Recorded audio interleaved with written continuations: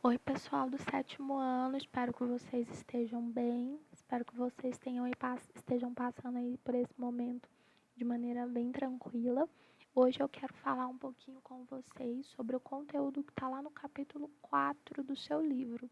Então, pega seu livro, abre ele lá no capítulo 4, pega seu caderno, que eu sei que vai ser importante você anotar algumas coisas que nós vamos falar aqui e vamos trabalhar um pouquinho. Hoje quero falar com vocês sobre humanismo, renascimento e reforma protestante. Muita coisa, né? Vai dar certo. E quero já começar perguntando se você lembra ou se você já assistiu as Tartarugas Ninjas. Quais são os nomes das Tartarugas Ninjas? Vamos lá. Rafael, Donatello, Leonardo e Michelangelo. Esses nomes foram dados em homenagem a grandes artistas do Renascimento, então eles não foram à toa, não. Se você aí já assistiu as Tartarugas Ninjas, já deve ter em algum momento estranhado esses nomes.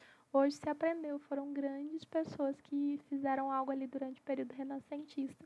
E aí elas foram homenageadas recebendo o nome das tartaruguinhas. As tartaruguinhas receberam o nome dessas pessoas, né? Então vamos lá um pouquinho.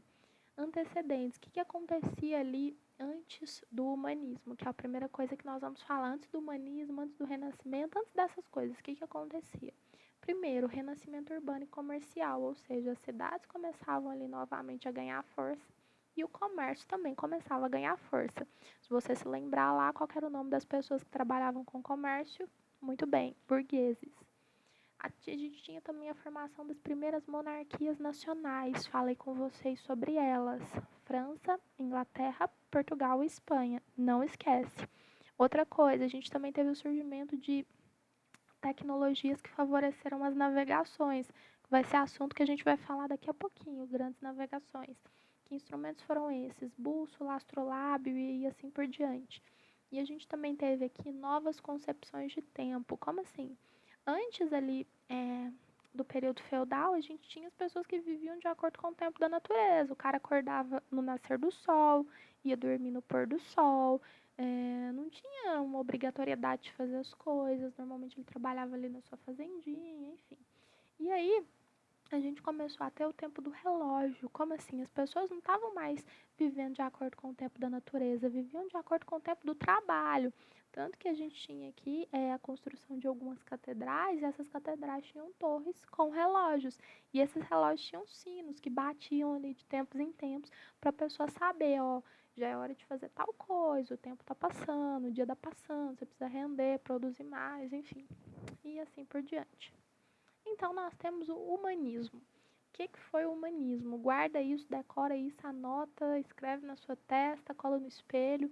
O humanismo foi um movimento de ideias, ou seja, de pensamentos, que enfatizava a importância central do ser humano. Foram várias ideias que colocavam o ser humano como uma pessoa extremamente importante diante do mundo, diante da história, diante da civilização. Parece meio bobo falar isso, né? Mas como assim? Por quê?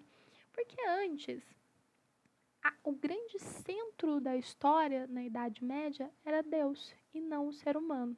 Então vamos pensar um pouquinho sobre as características aqui do humanismo. Antropocentrismo. Nossa, que palavra bonita. Pode colocar o nome do seu filho. O que é antropocentrismo? Antropo vem de homem e centrismo vem de centro. Então, o homem no centro da história. Mas por que ele tinha que estar no centro da história, no centro da vida, no centro da sociedade? Porque antes, durante a Idade Média, quem estava no centro era Deus. Teocentrismo. Teo vem de Deus, significa Deus. E centrismo no centro. Então, durante a Idade Média, as respostas para todas as perguntas do mundo eram Deus. Por que está chovendo? Porque Deus quis. Por que a gente teve uma seca tão grande? Porque Deus quis. Enfim, tudo girava em torno de Deus. Mas com o humanismo, as coisas começaram a girar em torno do homem. Começaram a girar em torno da vontade do homem. Então, foi essa a importância central do ser humano, ok? Outra coisa, a gente teve a disputa ali entre do heliocentrismo com o geocentrismo, né? O heliocentrismo, que hélio tem a ver com o quê? O que significa hélio? Sol, e centrismo, centro. Então, o heliocentrismo é quando eu afirmo que a Terra gira em torno do Sol. E gel, o que significa gel? Deus. Oh, perdão, gel significa terra. E centrismo, centro. Ou seja, quando a gente acredita que tudo girava, que o Sol girava em torno da Terra. Então, ali durante a Idade Média, as pessoas acreditavam que o Sol girava em torno da Terra. Mas, com as pesquisas, as pessoas entenderam que a Terra girava em torno do Sol. Então a gente tem novas descobertas científicas, mas elas não tinham simplesmente a ver com geografia, elas também tinham a ver com o corpo humano. Porque durante a Idade Média a gente não podia estudar anatomia, não podia abrir um corpo humano, não podia conhecer assim um corpo humano, não. Então, no final desse período, quando a gente começou a ter o humanismo, nós tivemos novas descobertas sobre o corpo humano. E alguns pensadores também que pensavam ali o humanismo através da política. E vamos citar dois deles, Maquiavel e Erasmo de Roterdã. Maquiavel, você já viu ele ali no outro capítulo, quando eu pedi para vocês olharem para mim quais eram as principais ideias dele. Olha que a fotinha de Maquiavel, ele te olha meio torto nessa foto, mas não precisa ter medo não. Ele era aquele cara que dizia que o rei ele deve ser temido, que é importante que as pessoas tenham medo do rei, porque amar você muda de ideia, agora ter medo não muda fácil não.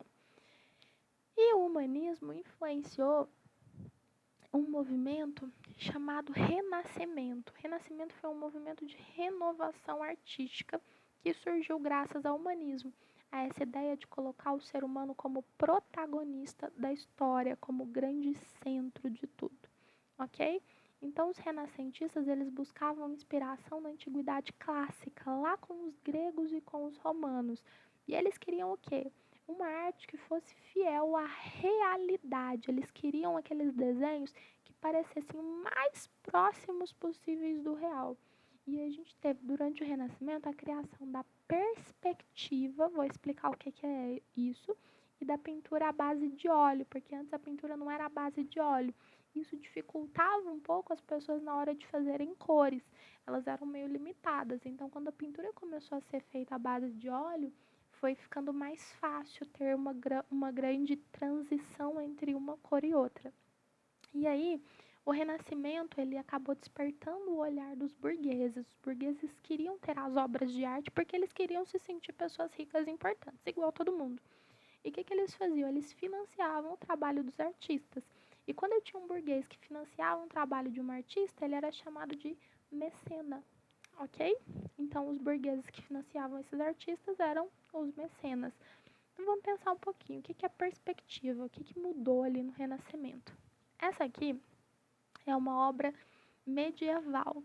Isso aqui é um mosaico, cujo título é Jesus Cristo com os Anjos. E ele está lá no teto, na cúpula de uma capela na Itália. Olha para esse mosaico, tá vendo que as coisas são meio chapadas? Não tem Jesus, parece que ele tá...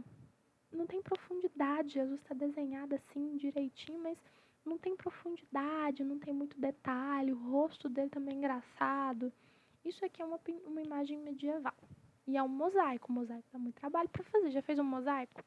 Depois, a gente tem o começo da perspectiva. O que é a perspectiva? É a profundidade.